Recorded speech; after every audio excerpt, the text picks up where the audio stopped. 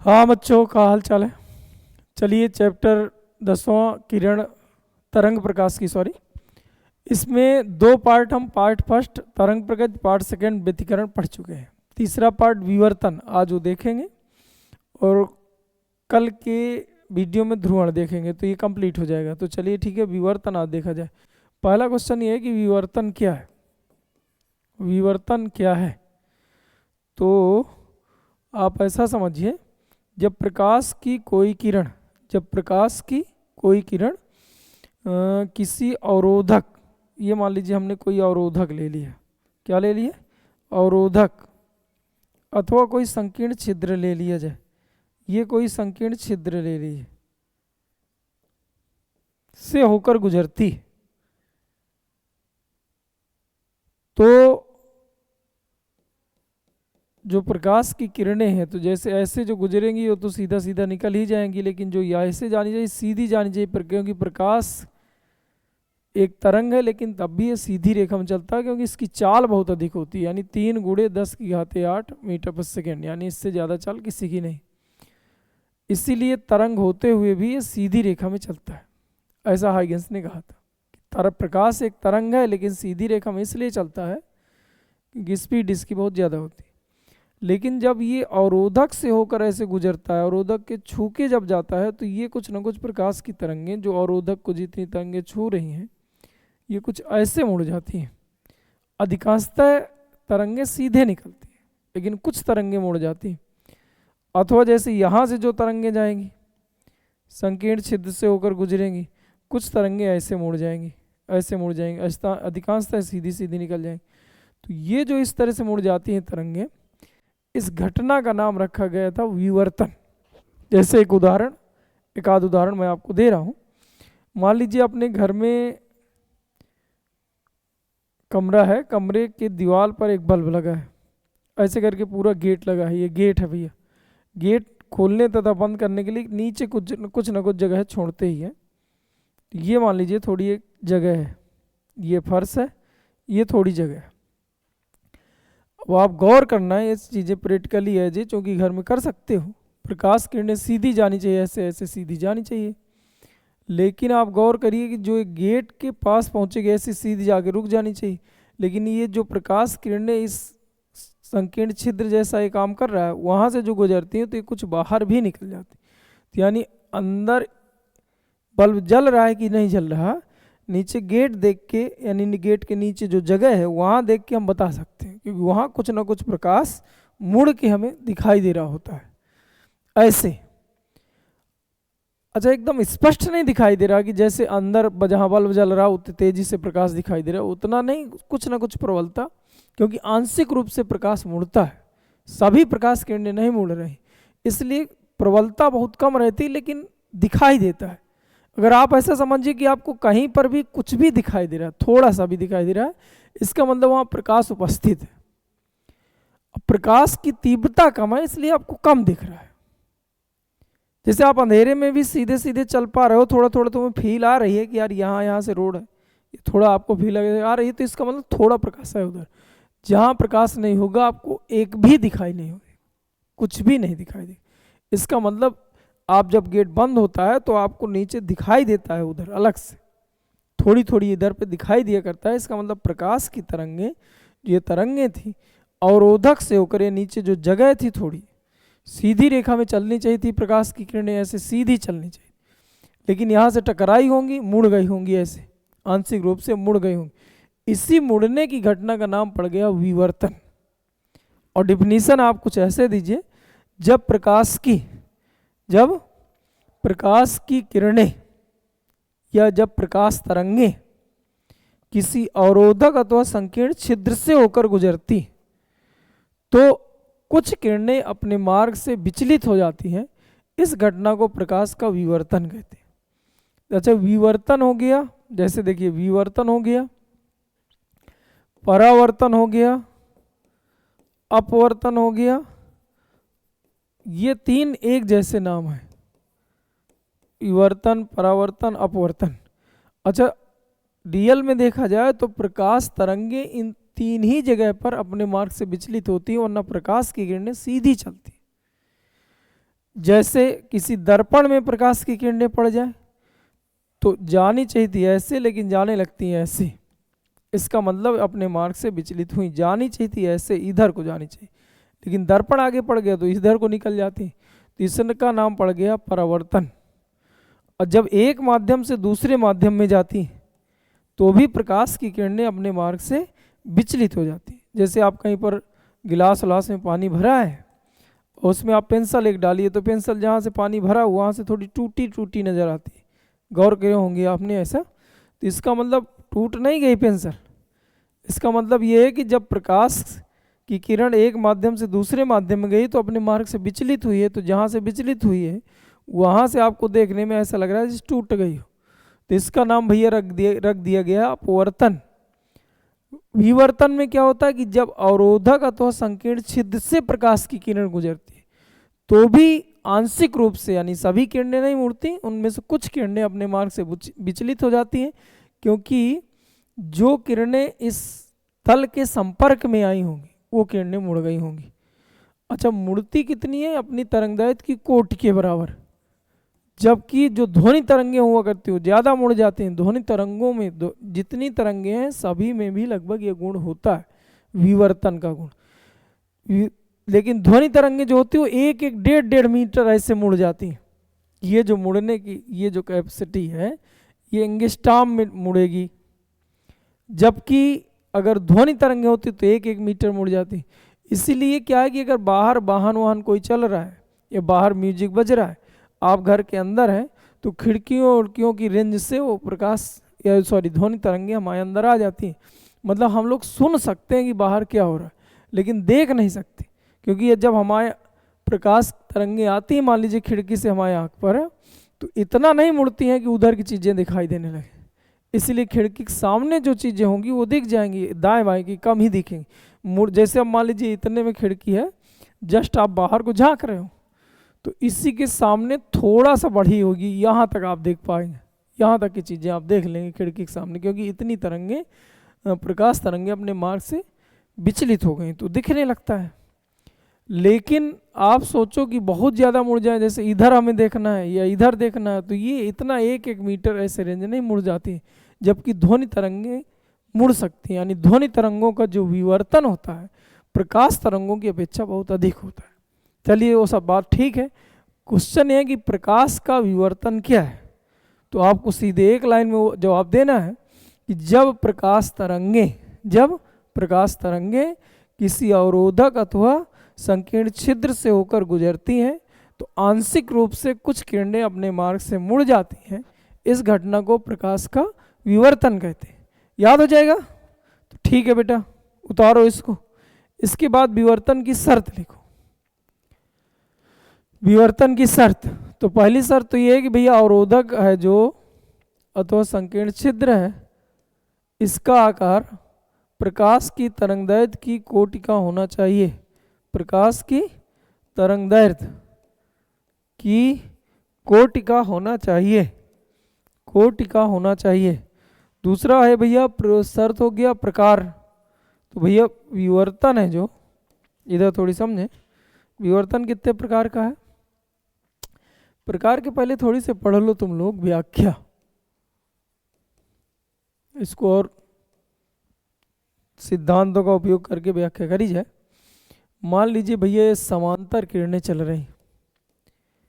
किरणें क्या होती हैं भैया? किसी तरंगाग्र पर पृष्ठ के लंबवत खींची गई रेखाओं को किरण कहते हैं। ये तरंग चल रहा है जिसका नाम क्या है? प्रकाश तरंग। इन तरंगों को व्यक्त करने के लिए किनका उपयोग करते हैं? किरण का।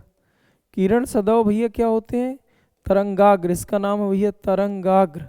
तरंगाग्र के पृष्ठ के लंबवत होती, ये हो गई। समतल तरंगाग्र बन रहा है। अब मान लीजिए आगे एक तरंगाग्र ये भी है और एक तरंगाग्र हमने दिखा लिया है। इसी तरंगाग्र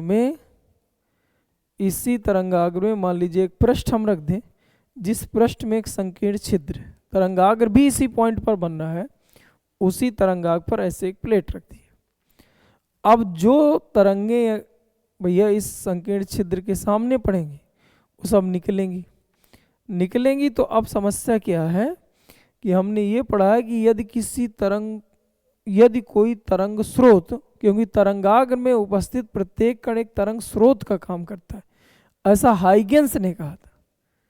हाइगेंस ने कहा था कि जैसे ये तरंग आ गई, इसके किसी भी बिंदु पर आप ऐसा खींच दोगे तो ये सब के सब तरंग स्रोत है। यहाँ पर भी एक तरंग स्रोत है।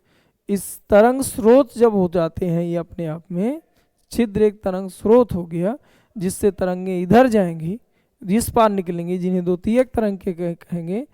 तो अगर स्रोत छिद्र टाइप का है, छोटा है, तो उस समय जो तरंगाग्र बना करते हैं वो गोली टाइप के बनते हैं। और अगर मान लीजिए छिद्र रेखी टाइप का है तो बेलनाकार तरंगाग्र बनते। तो यहाँ जो तरंगाग्र थे समतल थे, यहाँ जो तरंगाग्र थे वो गोली बनेंगे।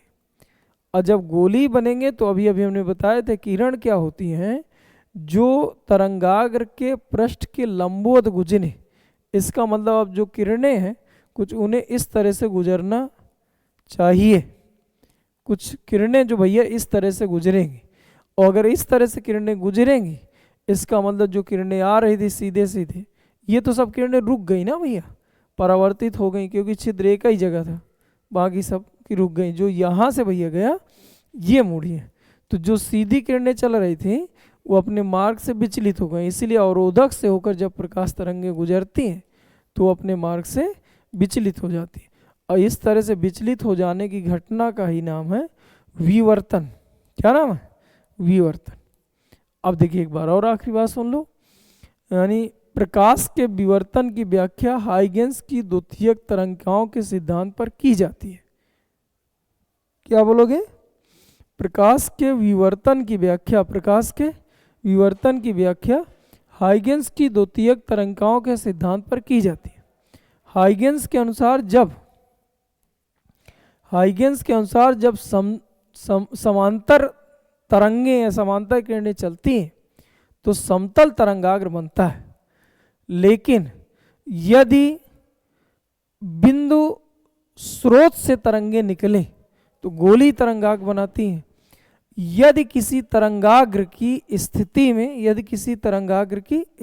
में एक संकीर्ण छिद्र वाला अवरोधक रख दिया जाए, तो अधिकांशतः तरंगें रुक जाती हैं। लेकिन जो तरंगें छिद्र के सामने पड़ती हैं वो भैया दूसरी तरफ निकलती हैं। चूंकि छिद्र हाइगेंस के अनुसार एक नया तरंग स्रोत का काम करता है, अतः इससे जो द्वितीयक तरंग क्या निकलेंगी, उनसे बनने वाला जो पृष्ठ रहेगा वो गोली टाइप का होगा। अगर ये गोली है तो तरंगे जो अपने मार्ग से विचलित हो गई होंगी, यानी कुछ तरंगे अपने मार्ग से विचलित हो गई होंगी, जिससे हमें प्रकाश तरंगों का विवर्तन रूप मिलता है। ये प्रकाश तरंगों का विवर्तन रूप है। चलिए ठीक है। इसके बाद भैया अगली हेडिंग देखना था कि विवर्तन कितने प्रकार का है। तो एक का नाम है भैया फ्राउनहोफर विवर्तन, और दूसरे का नाम है भैया फ्रेनल विवर्तन। तो विवर्तन कितने तरह का है? फ्राउनहोफर, दूसरा फ्रेनल।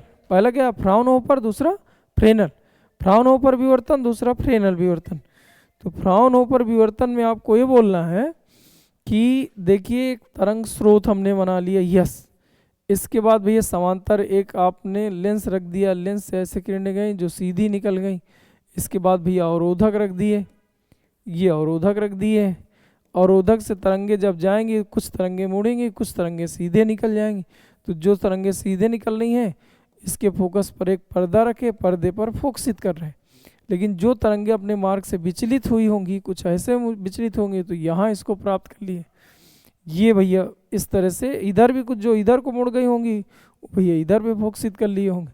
ऐसे करके कुछ तरंग रूप इसका बनने लगता है। जबकि फ्रेनल में हम लोग ऐसा मानते हैं कि ये मान लीजिए तरंग स्रोत है, यानी बल्ब हमने लगा दिया, इनसे जो तरंगिकाएँ चल रही अगर ये अवरोधक से होकर गुजरेंगी, ये बहुत पास रखा जाता है, तो कुछ दूर चलने के बाद ये अपने मार्ग से ऐसे मुड़ जाती। यहीं पर्दा रख दीजिए तो विवर्तन प्रतिरूप मिल जाता है। अब इस चित्र के हिसाब से फ्राउनहोफर और फ्राउनहोफर और फ्रेनल विवर्तन की परिभाषा दिया करते हैं। एक ऐसा विवर्तन जिसमें स्रोत, अवरोधक व पर्दे के बीच की दूरी अनिश्चित हो। स्रोत, अवरोधक व पर्दे के बीच की दूरी अनिश्चित हो। भैया इसमें समांतर तरंगे चाहिए। समांतर तरंगे कहाँ से आएंगी? अनंत से। इसका मतलब इनके बीच की दूरी अनंत होनी चाहिए। चूंकि अनंत ना मिले इसके लिए भैया हम 2 लेंस लगा लिए। चूंकि ये समांतर चाहिए तो अब इसको, इस स्रोत को अनंत में होना चाहिए तो वहाँ समांतर आते हैं। तो इस दूसरा रीजन ये है कि इस लेंस के फोकस पर स्रोत रख दिए तो समांतर बना लिए। इसका मतलब ये दूरी अनिश्चित होती है। फोकस दूरी आप इसकी चेंज कर दोगे तो जो मान लीजिए इसको 10 सेंटीमीटर पे रखे थे, जब इसकी फोकस दूरी 10 थी, 10 की जगह 20, तो इसको 20 में रखना पड़ेगा, मतलब निश्चित नहीं है। ऐसा विवर्तन जिसमें स्रोत, अवरोधक, मतलब एक ये, दूसरा ये, तीसरा पर्दा, तीनों भैया के बीच की दूरी निश्चित ना हो तथा विवर्तन प्रतिरूप पर्दे में प्राप्त करने के लिए 2 लेंसों की आवश्यकता पड़ती हो, 2 लेंसों की आवश्यकता पड़ती हो, वो फ्राउनहोफर विवर्तन कहलाता है। फ्रेनल विवर्तन में क्या बोलना है कि स्रोत, अवरोधक व पर्दा निश्चित दूरी पर होते हैं तथा पर्दे पर विवर्तन प्रतिरूप प्राप्त करने के लिए किसी लेंस की आवश्यकता नहीं पड़ती है, वो फ्रेनल विवर्तन कहलाता है। इनको देख के बोलना था भैया ये। चलिए इसके बाद आगे देखिए, बोल ले जाएंगे ना भैया। इसमें क्या बोलोगे? स्रोत, अवरोधक और पर्दे के बीच की दूरी क्या है? अनिश्चित है। इसमें क्या है? निश्चित है। इसमें विवर्तन प्रतिरूप पर्दे प्राप्त करने के लिए 2 लेंस लगाएं, 2 उत्तल लेंस लगाएं। यहाँ पर भैया एको लेंस नहीं लगाएं। इस तरह से आपको बता देना था। इसका नाम क्या है? फ्राउनहोफर विवर्तन। इसका नाम क्या है? फ्रेनल विवर्तन। विवर्तन कितनी तरह का? 2 तरह का। क्या ये बात समझ में आई? ये आपकी पहली हेडिंग थी। एक बार फिर से देख लीजिए, विवर्तन क्या है। तो भैया इसमें हमने बताया कि जब प्रकाश तरंगें किसी अवरोधक अथवा संकीर्ण छिद्र से होकर गुजरती हैं तो कुछ तरंगें आंशिक रूप से मुड़ जाती हैं। इस घटना को प्रकाश तरंगों का विवर्तन कहते हैं। विवर्तन की शर्त क्या है भैया? तो अवरोधक अथवा संकीर्ण छिद्र का जो आकार है प्रकाश की तरंगदैर्घ्य की कोटि का होना चाहिए। क्या लिखोगे? प्रकाश की तरंगदैर्घ्य की कोटि का होना चाहिए। इसके बाद भैया हमने लिखाया व्याख्या। तो ये प्रकाश के विवर्तन की व्याख्या हाइगेंस के द्वितीयक तरंगिकाओं के सिद्धांत पर की जाती है। हाइगेंस की द्वितीयक तरंगिकाओं के सिद्धांत पर की जाती है। इस सिद्धांत के अनुसार जब समांतर तरंगें चलती हैं तो समतल तरंगाग्र मिलते हैं, लेकिन अगर किसी संकीर्ण छिद्र से होकर तरंगें गुजरे तो गोली तरंगाग्र मिलते हैं, कुछ ऐसे मिलते हैं। अच्छा, जब ये समांतर तरंगें, इस सिद्धांत को अप्लाई कर देना है इस पर, संकीर्ण छिद्र वाला एक पर्दा रख दिए हैं तो इसमें आपको ये बोलना है कि अधिकांशतः तरंगें इस पर्दे द्वारा रुक जाती हैं, लेकिन जो तरंगें संकीर्ण छिद्र से होकर गुजरती हैं वो समतल तरंगाग की जगह गोली तरंगाग बनाने लगती हैं। अतः जो तरंगें हैं वो अपने मार्ग से विचलित हो जाती हैं। इसी को प्रकाश तरंगों का विवर्तन कहते हैं। आगे भैया विवर्तन कितनी तरह का है? तो 2 तरह का, फ्राउनहोफर विवर्तन, दूसरा फ्रेनल विवर्तन। याद हो जाएगा। दूसरी हेडिंग डालें। दूसरी हेडिंग है आपकी फ्राउनहोफर विवर्तन यानी एकल झिर्री द्वारा। ये मोस्ट इंपॉर्टेंट है। फ्राउनहोफर विवर्तन भी है एकल झिर्री द्वारा प्रकाश के विवर्तन की व्याख्या। प्रकाश के विवर्तन की व्याख्या, एकल झिर्री द्वारा प्रकाश के विवर्तन की व्याख्या। एकल झिर्री द्वारा प्रकाश के विवर्तन की व्याख्या। ये बेटा फ्राउनहोफर विवर्तन होता है। तो पहले आप एक चित्र बना देंगे, वही जो अभी बनाए थे, स्रोत दिखा देना, प्रकाश किरणें चलेंगी, एक लेंस रखेंगे, ये स्रोत सदैव इस लेंस के फोकस पर रखा जाता है, इसकी जो फोकस दूरी वहाँ रख देना है। अतः किरणें समांतर चलेंगी। जब ये किरणें समांतर जाएंगी तो आपको एक अवरोधक बना देना है। ये मान लीजिए भैया हमने एक अवरोधक बनाया है, ये इनके बीच थोड़ा गैप है भैया, ये अवरोधक बने हैं, इनके बीच ये अवरोधक का नाम ए बी रख दिए, इनके बीच का जो गैप है इसको ई कह दिए। यहाँ से प्रकाश तरंगे गुजरेंगी बेटा, और जब ये प्रकाश तरंगे गुजरेंगी तो अधिकांशतः तरंगे सीधे सीधे जो यहाँ से निकल रहे हैं निकल जाएंगी, लेकिन जो तरंगे इससे होकर गुजरेंगी उनमें से कुछ तरंगे, ये पर्दा है बेटा, हेडिंग हटा दे रहे हैं, ये पर्दा है, उनमें से जो कुछ तरंगे हैं जिनको हम रेड कलर से दिखाई दे रहे हैं, ये इनमें से कुछ तरंगे जो विचलित होंगी पर्दे में दूसरी जगह पर मिले, ये केंद्रीय, इधर भी मिलेंगे उधर भी मिलेंगे, जिसमें से एक रूप हमने दिखा लिया, एक तरंग का जो विवर्तन है उसको हमने दर्शाया है। इधर पे फिर से बात समझना है, इसी को पहले डिटेल से लिखना है। इस परीक्षा में चित्र आज तुम्हें तैयार करके जाना है। एक बार आप क्या करो, इसको बिना देखे चित्र बनाइए रफ में, अगर बन जाए फिर चेक करो कहाँ गड़बड़ है। इसमें और देखिए थोड़ी सी और समझ लीजिए, ये बेटा थीटा है तो इधर थीटा से लंब डाल दिया जाए, ये कोण कितना बनेगा 90, ये कोण कितना है थीटा। मैथमेटिक्स तरीके से इनको बराबर प्रूव किया जा सकता है। ये 90 है, 90 अंश है, इनके बीच की दूरी ये अब सही चित्र है। इसको हम और कुछ पॉइंट का नाम दे दो के। अब ये पूरा जो है ये चित्र आपको परीक्षा में बना के आना है। अब देखिए हेडिंग क्या है, एकल झिल्ली द्वारा प्रकाश के विवर्तन की व्याख्या। ये चित्र बन गया। अब व्याख्या करना है तो बताओगे पहले इधर, यस एक तरंग स्रोत है यानी प्रकाश स्रोत है, जिनसे प्रकाश तरंगे जब गुजरती हैं तो L1 लेंस द्वारा, ये L2 लेंस है, समांतर हो जाती हैं, क्योंकि स्रोत है जो L1 लेंस के फोकस पर रखा है, ऐसे रखा गया। जब ये तरंगे अवरोधक से होकर गुजरती तो कुछ तरंगे विचलित हो जाती हैं, लेकिन अधिकांशतः तरंगे सीधे निकल जाती हैं, जिन्हें L2 लेंस द्वारा बिंदु O पर फोकसित कर लिया जाता है। लेकिन जो तरंगे विचलित हो जाती हैं यानी विवर्तित हो जाती हैं, बिंदु O के इधर उधर प्राप्त करते हैं, जिनमें से एक तरंग को चित्र में दर्शाया गया है जो बिंदु P पर फोकसित होती है। इतना आपको लिखना पड़ेगा। फिर यदि झिर्री, इसको क्या बोलते हैं, एकल झिर्री, यदि झिर्री की चौड़ाई, सिंगल स्लाइड है, यदि झिर्री की चौड़ाई स्मॉल ई हो तो पथांतर, देखिए इधर से पथांतर निकालने बेटा, पथांतर चित्र से चाहिए तो एक चित्र आपको दिख रहा है ए बी के, इधर त्रिभुज में ए बी के, ये साइन थीटा यूज करिए। साइन थीटा बराबर सूत्र होता है लंब बटे कर्ण, साइन थीटा बराबर लंब यानी बी के बटे कर्ण, कर्ण भैया ये भुजा यानी ए बी, तो यहाँ से भैया बी के बराबर निकालोगे तो ए बी का मान ई है तो आ जाएगा ई साइन थीटा। ये भैया पथांतर है। अब पथांतर है तो उच्चिष्ट और निम्निष्ठ निकाल लें, उच्चिष्ट और निम्निष्ठ निकाल लें। अब देखिए इधर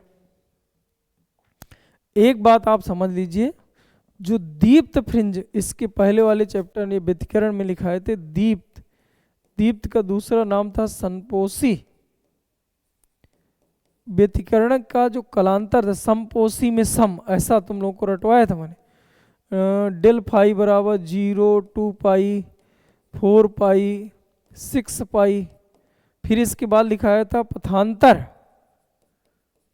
पथांतर तो डेल यक्स बराबर 0, लेमडा, 2 लेमडा, 3 लेमडा, याद आ गया हो तो ऐसे क्रम से, यानी कुल मिला के एन लेमडा या यम लेमडा, यम लेमडा, जहाँ यम बराबर भैया 0, 1, 2 ऐसे करके चलता है। अब वही चीज इधर पर भैया दीप्त और अदीप्त की जगह नाम पड़ जाता निम्निष्ठ, निम्निष्ठ और दूसरा नाम पड़ जाता उच्चिष्ट। क्या याद रहेगा? वही नाम है। जब हम तरंगों का व्यतिकरण पढ़े थे तो वहाँ संपोषी विनाशी लिखा है, जब प्रकाश का व्यतिकरण लिखे थे तो वहाँ दीप्त और अदीप्त फ्रिंज लिखा है। वो आज भैया विवर्तन पढ़ रहे हैं। क्या पढ़ रहे हैं? विवर्तन, तो विवर्तन में इसी का नाम पड़ जाएगा निम्निष्ट उच्चिष्ट, लेकिन थोड़ी वैल्यू बदल जाती है, बस वो हम तुम्हें समझाना चाह रहे हैं। देखिए यहाँ पर लेमडा पर नजर डालिए, तो लेमडा यहाँ पर हुआ करता है भैया पथांतर, वो भी दीप्त का या संपोषी का लेमडा। लेकिन ये तब होता है जब दो छिद्र हो, एक का नाम यश1 हो, दूसरे का नाम यश2, दो प्रकाश स्रोत हो। क्योंकि विवर्त जो क्या है व्यतिकरण, वो दो स्वतंत्र प्रकाश स्रोत यहाँ से जब निकले थे, यानी दो स्वतंत्र यानी कला संबद्ध स्रोत, स्वतंत्र की जगह कला संबद्ध, दो कला संबद्ध स्रोतों से आने वाली प्रकाश तरंगे हैं, उनके अध्यारोपण से व्यतिकरण मिला करता है। और जबकि विवर्तन है वो एक ही स्रोत है, चाहे यश1 ले लो चाहे यश2 ले लो। इसलिए अगर इसका एक स्रोत बदल दिया जाए, बंद कर लिया जाए, तो व्यतिकरण विवर्तन में चेंज हो जाता है। व्यतिकरण का बदल जाता है, विवर्तन में चेंज होता है, मतलब ऐसी पोजीशन हम मान सकते हैं। तो इसलिए भैया इसके दो पार्ट करिए, क्योंकि इसको अगर यहाँ अप्लाई करना है तो ये तभी अप्लाई होगा जब यश1 यश2 हो। तो इसी पार्ट को हमने दो भागों में बांट लिया है। अब लेमडा का एक भाग हो जाएगा λ/2 और दूसरा भाग जो हो जाएगा λ/2। जबकि अदीप्त के लिए वहाँ पर हम तुम्हें बताए थे कि पहली पोजीशन आती है λ/2, दूसरी आती है 3 λ/2, तीसरी आती है भैया 5 λ/2, ऐसे करके पोजीशन आती है। और अगर हम लेमडा के दो पार्ट कर दिए तो λ/2 λ/2 बन गया। अगर ये आधे आधे बन गए, मतलब जो भैया व्यतिकरण में दीप्त का पथांतर होता है, विवर्तन में दीप्त वाला पथांतर निम्निष्ठ का काम करता है, ना कि उच्चिष्ट का, मतलब कम का काम करने लगता है। यानी कुल मिला के ऐसा बोल ली जाए, जो यहाँ दीप्त है तो विवर्तन में वो अदीप्त का काम करने लगता है। इसलिए ये बात को थोड़ी सी दिमाग में रखना है, और डायरेक्ट याद रहे तो और बढ़िया है। फिलहाल इसको नहीं लिखना, इसको इसलिए हम मिटाए दे रहे हैं, समझाने के लिए लिखाए थे। यहाँ थोड़ी समझे, यहाँ पर आप करो क्या, ये देखो थोड़ा भाइयों, तो यहाँ पर हम लोग करें क्या कि जो यम लेमडा अभी इधर पे लिखे थे वो निम्निष्ठ का काम करेगा, क्योंकि लेमडा होता तो रियल में उच्चिष्ट के लिए है, यानी संपोषी के लिए, यानी दीप्त फ्रिंज के लिए। लेकिन जब दो स्रोत हो और उस समय पर लेमडा का पथांतर मिले, तो फिर वो दीप्त के लिए काम करता है, या आप ऐसा समझिए संपोषी के लिए काम करता है। लेकिन अगर एक स्रोत है तो जो पथांतर लेमडा वाला था उसके दो पार्ट करोगे तो λ/2 मतलब आधा आधा हो जाएगा, अतः वो निम्निष्ठ का काम करता है। इसलिए आपको सीधा याद कर लेना है कि जो यम लेमडा है वो भैया निम्निष्ठ तरफ लिखा जाएगा पथांतर, और जो भैया यम -1/2 इंटू लेमडा है वो भैया उच्चिष्ट का काम करेगा। तो ये जो बीके है, एक बीके का मान ये आ जाएगा, यानी पथांतर का मान निम्निष्ठ के लिए, दूसरा भैया उच्चिष्ट के लिए जो पथांतर रखा जाएगा, यानी बीके की जो वैल्यू रखी जाएगी वो ये रखी जाएगी। और ये दोनों किसके बराबर है भैया, ई साइन थीटा के, तो इसको भी लिख लीजिए भैया ई साइन थीटा। इस तरह से भैया ये जो है निम्निष्ठ और उच्चिष्ट के लिए सूत्र मिल जाता है। आपको डायरेक्ट लिख के आना है, केवल ये चीज़ जो अभी हमने तुम्हें समझाया वो लिख सकते हो, क्योंकि आप यहाँ पर ऐसे लिखना बी के बराबर ई साइन थीटा, यहाँ तक निगमन हो जाएगा। फिर आप थोड़ी सी हिंदी में लिखिएगा कि जहाँ बी के पथांतर क्या होता है, जो भैया यहाँ पर देखिए पथांतर क्या है, यहाँ वाली लाइन से आप जाए इस वाले से यहाँ तक और इस वाले से यहाँ तक, तो ये वैल्यू थोड़ी बड़ी है, मतलब ये वाली रेखा यहाँ से यहाँ तक जाने में तुम्हें ज़्यादा पथ तय करना पड़े और यहाँ से यहाँ तक जाने में कम पथ तय करना पड़े। तो ये जो यहाँ दूरी सेम हो गई, और जो ये अतिरिक्त दूरी है इसका नाम पथांतर रख दिया गया। लेकिन यही लेंस से होके गई है, इसलिए थोड़ी मुड़ी मुड़ी लग रही है। अगर यहाँ से लंब डाल दिया जाए तो उतना ही पथांतर निकलता है, बाकी अगर नज़रअंदाज कर दें कुछ ऐसे आएगा बेटा। अब बेटा यहाँ पर आपको वही चीज़ लिख देना है।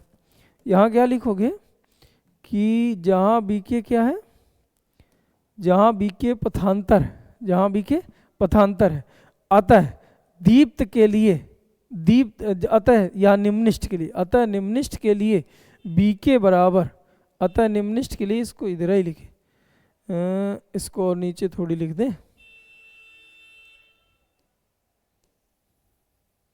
नीचे शिफ्ट कर दें बेटा, इसको भी थोड़ा नीचे शिफ्ट कर दे रहे, चलिए ठीक। अब देखिए, अतः आप लिखोगे, अतः निम्निष्ठ के लिए पथांतर, तो आप लिखोगे लेमडा 2 लेमडा 3 लेमडा 0 चालू है बराबर यम लेमडा प्राप्त होगा, तब बी के बराबर यम लेमडा ये रख देना। जबकि उच्चिष्ट के लिए पथांतर लिखना लेमडा बाई 2 3 लेमडा बाई 2 ऐसे करके ये लिख देना, अतः उच्चिष्ट के लिए पथांतर ये हो जाए। और भैया दोनों उत्तर हो जाएगा, इतना सा निगमन आपको करके आना। चलिए ठीक है, अगली हेडिंग देखें, इसी में थोड़ी सी और समझिए। अब जो ये जो आपका चित्र था, इस चित्र में थोड़ी और चौरा करते हैं, इस चित्र में ये चर्चा करें, चौरा करें बेटा। क्या है, थोड़ी जूम करें इसको यार, ये है बेटा चित्र आपका। इसी को आगे अभी समझाएंगे, लेकिन अगर यहाँ समझोगे तो और बढ़िया है। आपको अभी अभी हमने बताया कि अधिकांशतः जो किरणें हैं, यहाँ जितनी भी किरणें आ रही हैं वो सब की सब बिंदु O पर फोकसित होंगी। तो जो यहाँ पर तीव्रता मिलती है, यहाँ सबसे ज़्यादा प्रकाश तरंगे यहीं आके रुकी हैं, तो इसकी चमक सबसे ज़्यादा होती, इसी चमक को हम लोग तीव्रता कहते हैं। तो सबसे ज़्यादा तीव्रता बेटा इस केंद्रीय उच्चिष्ट, इसका नाम पड़ गया केंद्र में है, केंद्रीय उच्चिष्ट में होती है। अब ये पहला निम्निष्ठ आपको यहाँ मिला था, अतः जब इसका चित्र बनाएंगे तो ये पहला है। ऐसे ही इधर में भी पहला निम्निष्ठ मिला होता तो ये पहला निम्निष्ठ, ये निम्निष्ठ होते हैं जहाँ दोबारा तरंगे मिलती हैं। क्योंकि है तो लेमडा का अंतर होना चाहिए दीप्त फ्रिंज, लेकिन दीप्त फ्रिंज यहाँ पर निम्निष्ठ बनाती है अदीप्त फ्रिंज, इसलिए यहाँ देखो तरंगे यहाँ जाके मिल रही, फिर भी इस पॉइंट पर निम्निष्ठ बनता है। अतः इसके बाद फिर कुछ तरंगे यहाँ पर उच्चिष्ट बनाएंगी, फिर और बनाएंगी, फिर और बनाएंगी, फिर नष्ट हो जाए। 2-3 रंगीन फ्रिंजें इधर उधर हमने ऐसे कुछ दिखाई देती। तो ये तीव्रता और कोण थीटा के बीच ग्राफ है, या इसी को आगे आपको तीसरी हेडिंग में पढ़ना है, आई व थीटा के बीच ग्राफ। ओ भैया इस चैप्टर में जितने भी सवाल हैं इसी से हल होना, बस ये ग्राफ याद कर लेना। अभी हमने बताया था यम लेमडा बराबर ई साइन थीटा निम्निष्ठ के लिए। 8 याद कर लीजिए भैया, चूँकि हल्का भी है, केवल इसको बस याद कर लीजिए, बाकी जरूरत नहीं है। निम्निष्ठ के लिए अभी उच्चिष्ट बता रहे हैं कैसे निकला है। अगर थीटा छोटा है तो यम लेमडा बराबर ई थीटा लिखा जा सकता है। तो जो थीटा बराबर आएगा भैया यम लेमडा पान ई आ जाएगा। इसका मतलब यम जहाँ 1 2 3 4 है, यानी लेमडा पानी आएगा, फिर 2 लेमडा पानी आएगा, फिर 3 लेमडा पानी आएगा, और दोनों साइड पे मिलता है, इसलिए इसको प्लस माइनस का भी लिख लो। दोनों प्लस के हैं, दोनों माइनस के। पहला आपको शिखर कुछ ऐसे मिला था, पहला शिखर आपको कुछ ऐसे मिला था। ये तीव्रता और कोण के बीच ग्राफ है। ग्राफ भैया दिमाग में रखना है। इसके बाद हमने कहा पहला निम्निष्ठ मिलेगा, तो पहला निम्निष्ठ हो जाएगा लेमडा अपान ई पर, फिर ऐसे ऐसे हमने कहा तीव्रता घटती जाती, तो ये मिलेगा भैया 2 लेमडा पानी, ये मिलेगा 3 लेमडा पानी, और ये मिलेगा 4 लेमडा पानी, ऐसे करके मिलेंगे। इधर पे भैया माइनस का लेमडा पानी, इसके बाद भैया -2 लेमडा पानी, फिर -3 लेमडा पानी, ऐसे करके ये निम्निष्ठ मिलेंगे। अब सीधा सीधा ये है इधर कि ये थीटा के पदों में है। जैसे हमें पूछे क्या लिखा है, तो आप तुरंत थीटा आगे जोड़ दो, लेमडा पानी। इसको बोला करते कोणीय स्थितियां, निम्निष्ठों और उच्चिष्टों की कोणीय स्थितियां।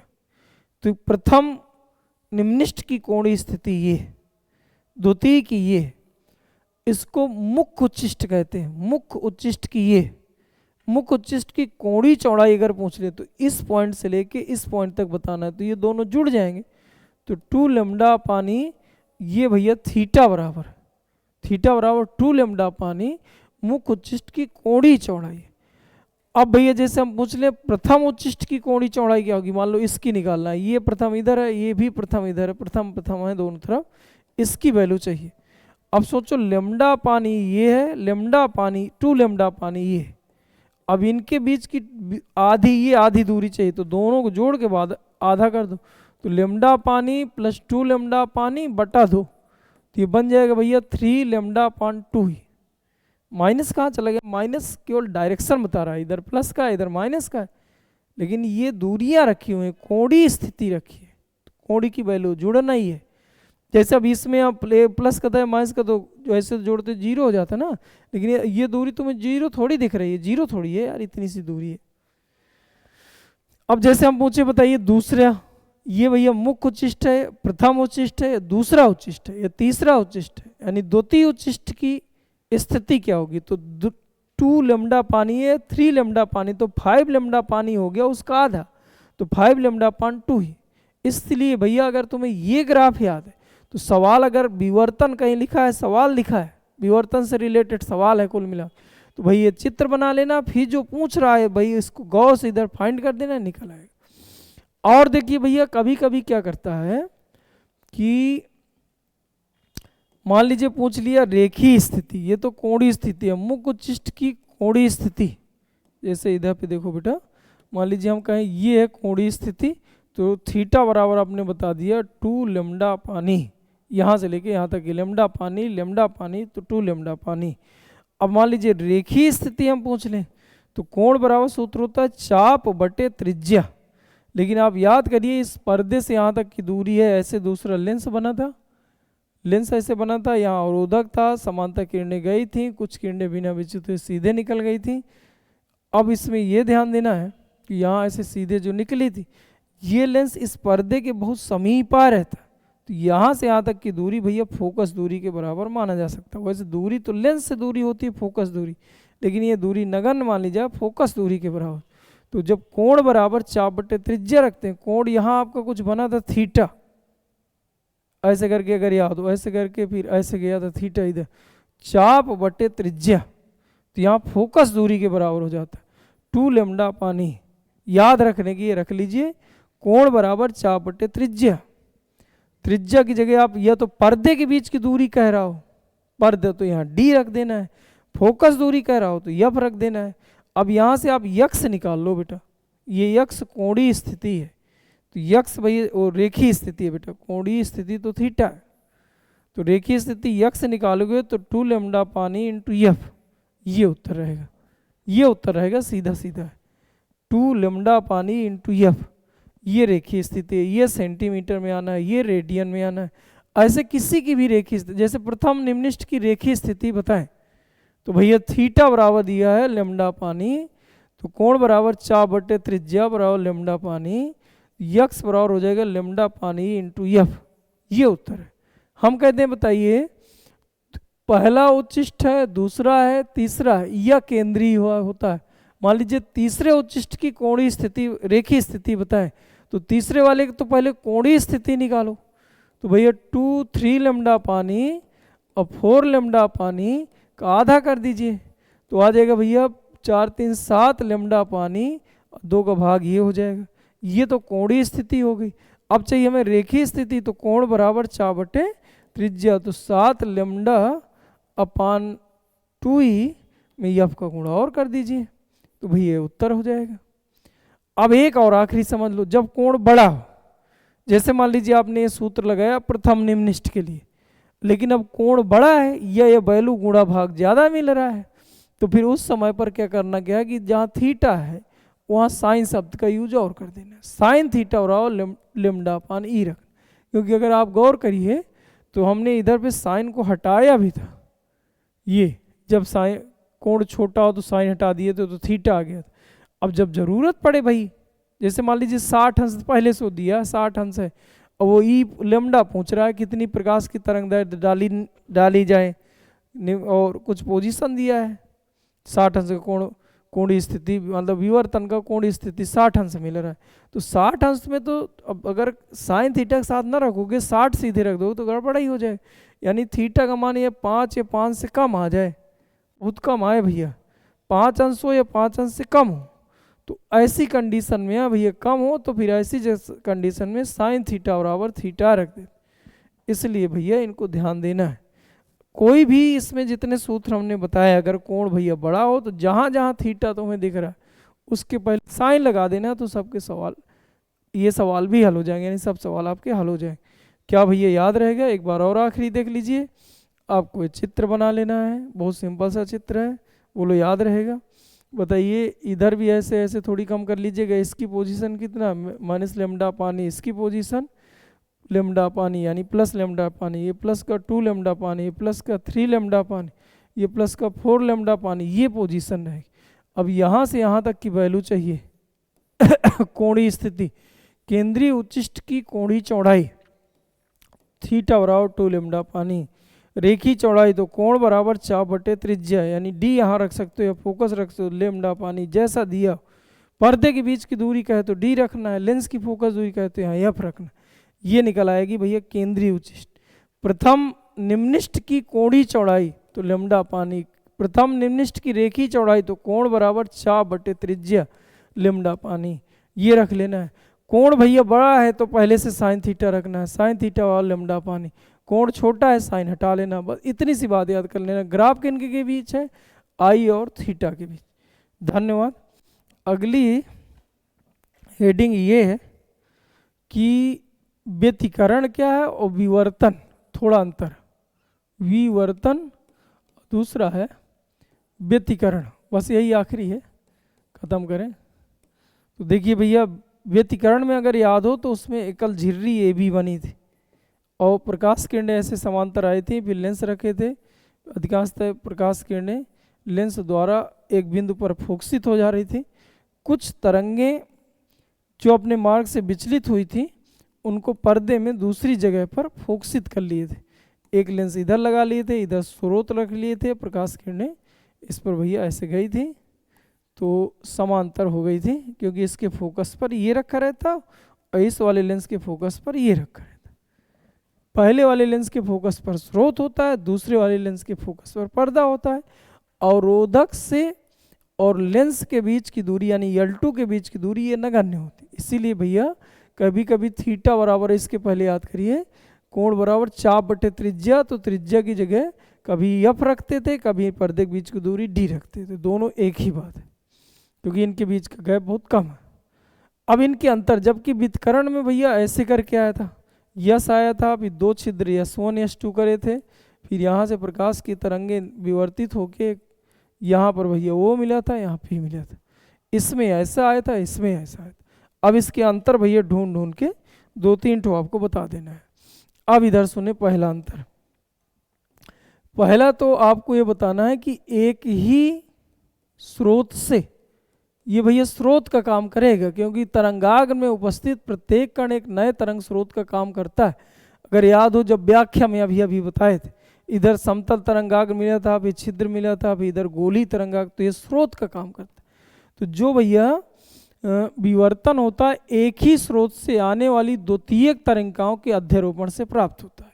जो विवर्तन है वो एक ही स्रोत से आने वाली द्वितीयक तरंगिकाओं के अध्यारोपण से प्राप्त होता है, जबकि ये भैया दो कला संबद्ध स्रोतों से यानी S1 और S2 इनसे आने वाली जो द्वितीयक तरंगिकाएं हैं इनके अध्यारोपण से यानी जुड़ने से प्राप्त होता है।